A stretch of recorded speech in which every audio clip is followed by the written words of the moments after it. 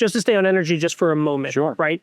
You have a philosophy of, all of the above as it relates to energy. And when the IRA passed, it was before this voracious demand of AI that we're seeing today.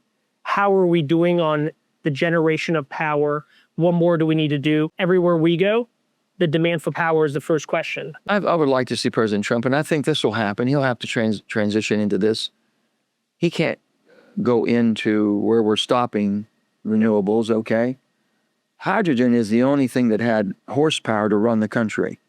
So if you're going off of oil and gas, what else can run a machine? What can run a factory? What can run an airplane? What can run buses and trucks and everything? Hydrogen can do it.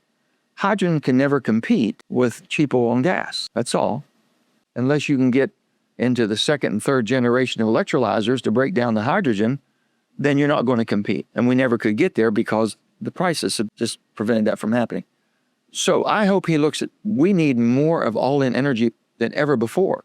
We need our friends in Canada that can do things and support us.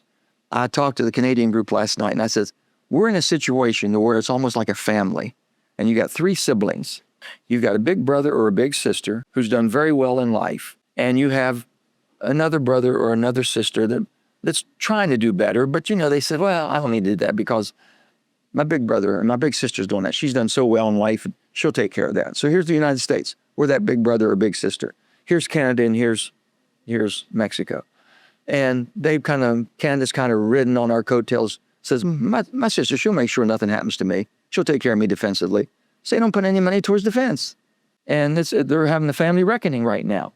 And for some reason, we had Mexico, the USMC, if we're going to trade back and forth, then that back and forth is only going to be traded duty-free as long as it's sourced there. If you're not sourcing it there, and if you're bootlegging stuff through, then my other little brother down in Mexico maybe says, I didn't see that hang through. We're okay because we're still making money off of that too. Come on. The family got to get back together. Let's get back, and they will. They'll correct that. We've got to have this North American continent be the most resourceful, the most productive, the most financially solvent in the whole world that we've ever seen. We're on the cusp of that.